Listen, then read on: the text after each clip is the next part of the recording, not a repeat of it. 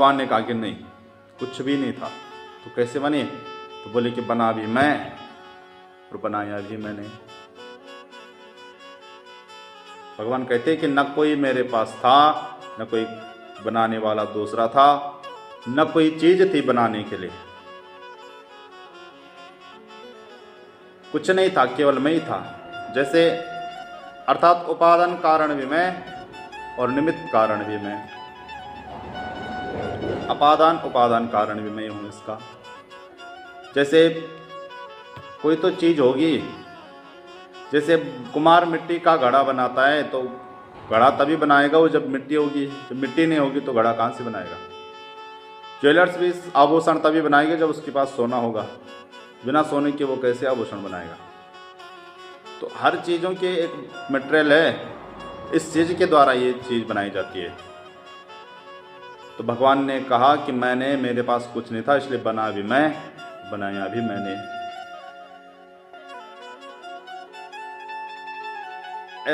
ऐसे उदाहरण बहुत कम मिलते हैं कि बनता भी वही है और बनाया भी उसने है। बना भी वही और बनाया भी, बनता भी वही है। अर्थात जैसे मकड़ी का जाला होता है। मकड़ी का जाला कैसे होता है?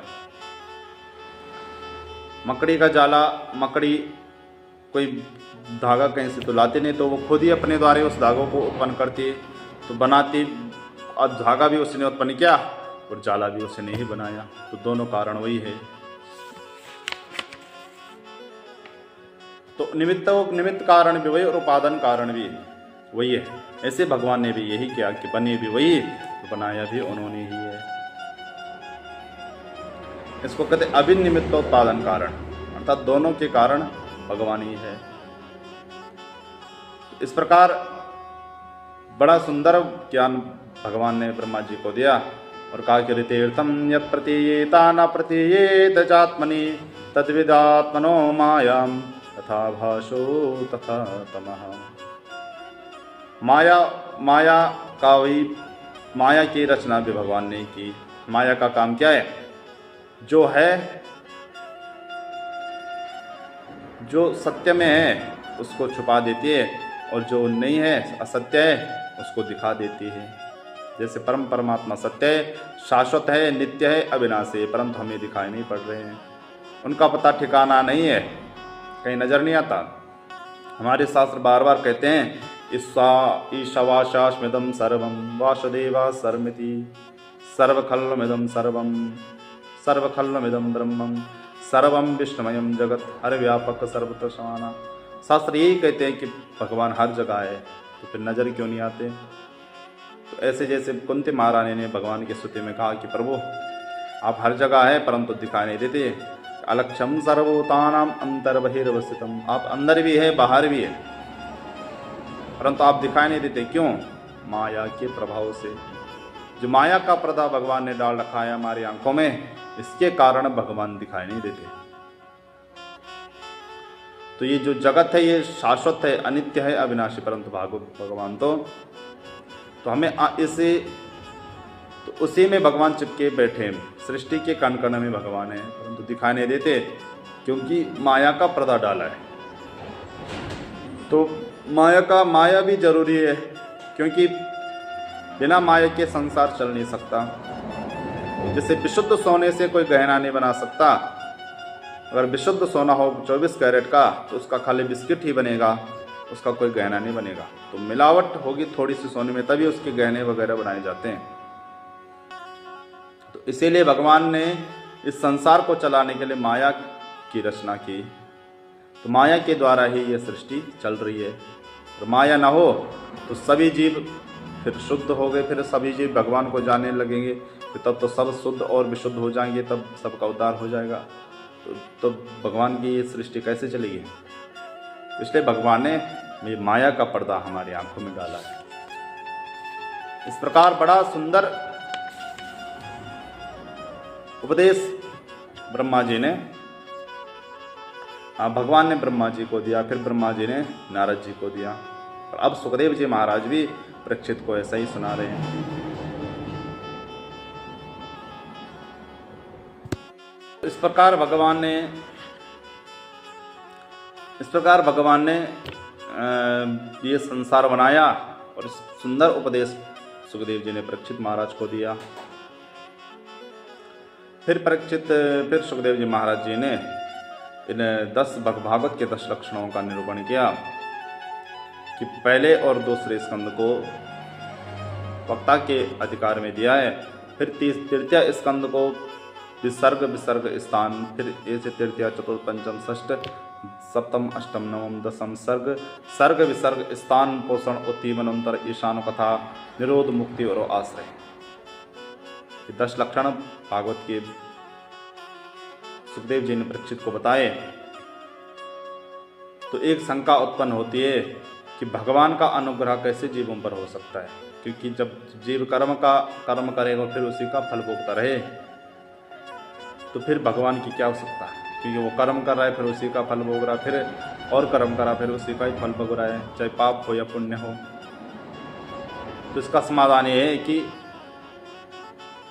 जो भगवान जैसे किसी व्यक्ति से अपराध हो गया, तो अपराध में उसको कोर्ट ने फांसी की सजा सुना दी, तो न्याय व्यवस्था क्या है कि राष्ट्रपति ने अगर कृपा कर दी या दया करके दिखा दी कि इसको नहीं होनी चाहिए फांसी, तो वो बच जाएगा। ऐसे भगवान की जो कृपा है वो राष्ट्रपति शासन समझो। भगवान की यदि कृपा हो जाए तो ये कर्म और जो कर्म के फल भोगता रहा जीव, कृपा हो गई तो बीच में ही जीव की सदगति हो सकती है। इसीलिए भगवान ने इन सब का ये किया है। तो